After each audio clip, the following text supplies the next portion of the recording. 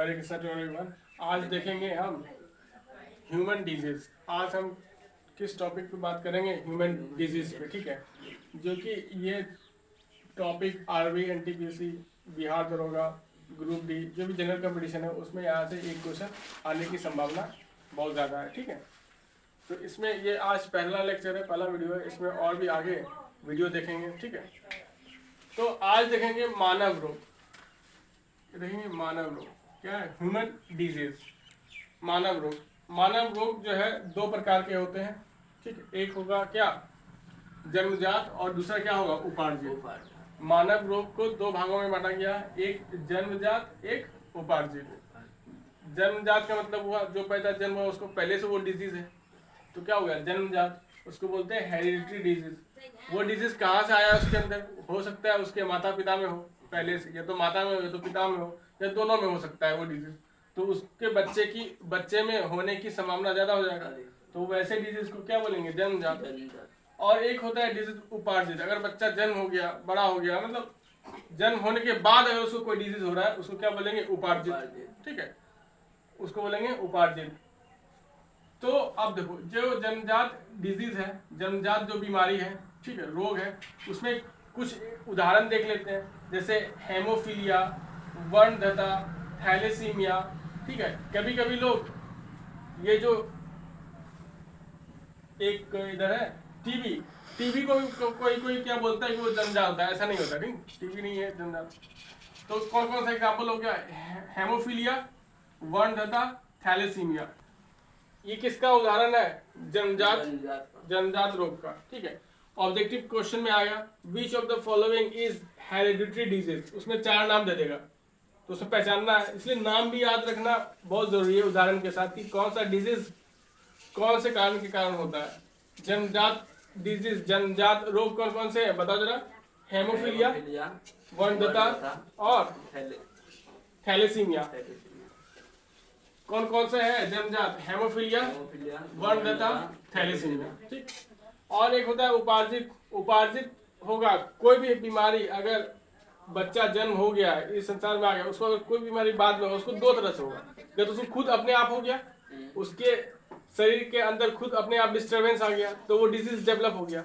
या फिर वो किसी और चीज के कांटेक्ट में आया, या प्रदूषित जल, प्रदूषित हवा, कोई उसमें सूक्ष्म जीवाणु बाहर से आ गया, तो उसके कारण भी होता है, ठीक है। तो दो तरह से हुआ, एक कॉन्टामिनेटेड, एक अनकॉन्टामिनेटेड। अनकॉन्टामिनेटेड क्या, उसके अंदर ही शरीर में कुछ गड़बड़ी हुआ, खाया पिया गलत सलत, तो कैंसर, डायबिटीज, हार्ट अटैक, ये सब बीमारी क्या हो गया? असंक्रामक। जैसे डायबिटीज कैसे होगा? जो आदमी खूब मीठा खाता है, खूब मीठा खाता है, उसका इंसुलिन गड़बड़ा गया,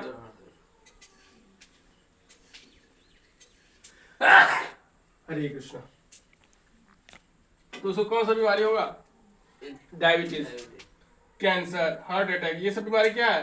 असंक्रामक, ठीक है। असंक्रामक मतलब कोई भी बाहर से संक्रमित चीज होने के कारण उसको नहीं हुआ, ये अपने आप उसके शरीर के अंदर ही हुआ है।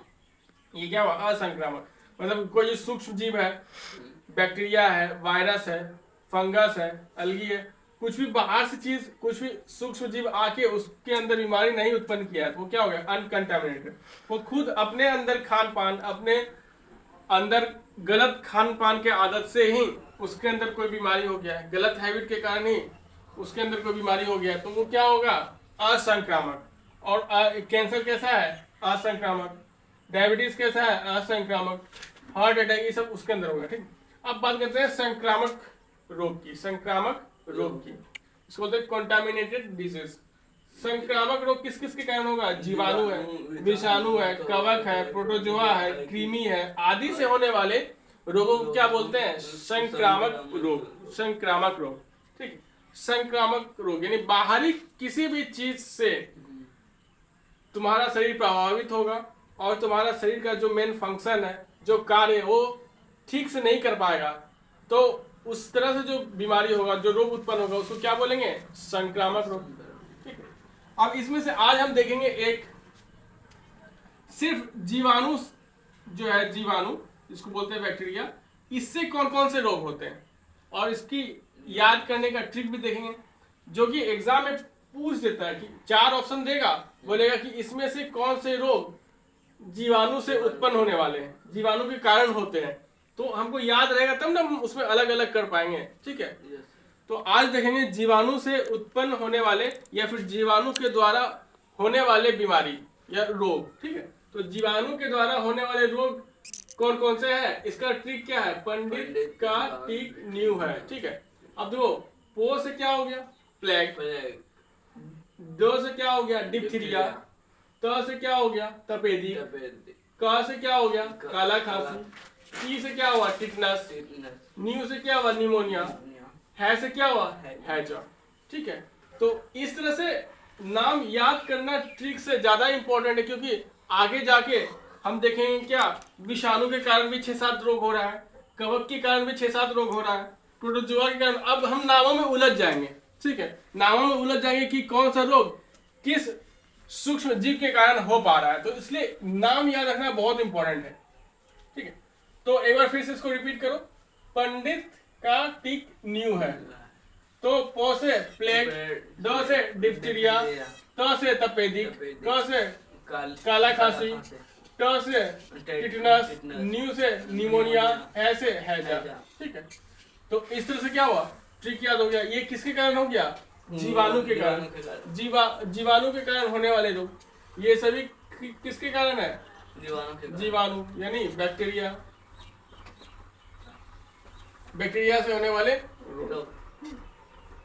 तो इसमें से बहुत इंपॉर्टेंट है कि क्वेश्चन आएगा ही आएगा। अब देखो, अब इसी में से कुछ थोड़ा सा पॉइंट्स देख लेते हैं।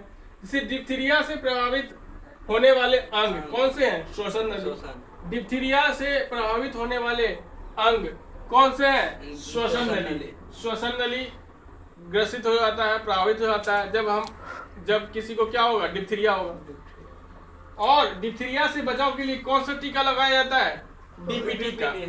डिप्थीरिया से बचाव के लिए कौन सा टीका लगाया जाता है, डीपीटी का, ठीक है। डीपीटी को ट्रिपल एंटीजन भी कहते हैं, डीपीटी को ट्रिपल एंटीजन भी कहते हैं।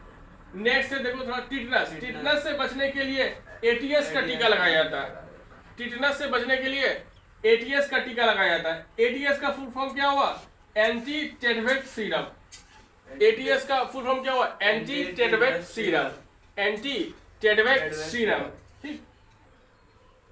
टिटनस को धनुष टंकार भी कहते हैं। टेटनस रोग को क्या कहते हैं, धनुष टंकार भी कहते हैं, ठीक है।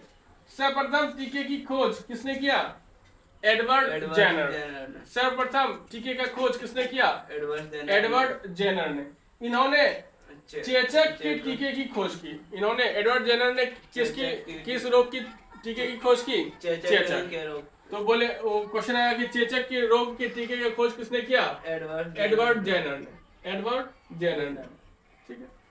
इतना याद रखना है। इसी तरह थोड़े थोड़े वीडियो में हम बहुत सारा चीज कवर कर लेंगे। देखो, ये जो आज पढ़े ये कहाँ का इंपॉर्टेंट है, आरआरबी, रेलवे का एग्जाम में, ठीक है, बिहार एसआई या कांस्टेबल, ठीक है, एग्जाम में, ग्रुप डी, रेलवे का ग्रुप डी होगा उसके एग्जाम में। अभी 18 तारीख को एग्जाम है, आबकारी दरोगा का, ठीक है, उसमें भी आने की यहाँ से इतना क्वेश्चन पेपर हम तुमको दिखाएंगे। क्वेश्चन पेपर तो मिलता नहीं है, और मिलेगा दिखाएंगे। उसमें भी आने की संभावना है, तुम लोग खुद बताओगे कि आया कि नहीं आया क्वेश्चन, ठीक। इससे आप कल फिर देखेंगे इसमें वीडियो, परसों भी देखेंगे, ठीक है। तो आज के लिए इतना ही। हरे कृष्णा। हरे कृष्णा सर। एक बार इसको रहने दो थोड़ा देर के लिए, जिसको लिखना हुआ लिख लेगा, ठीक।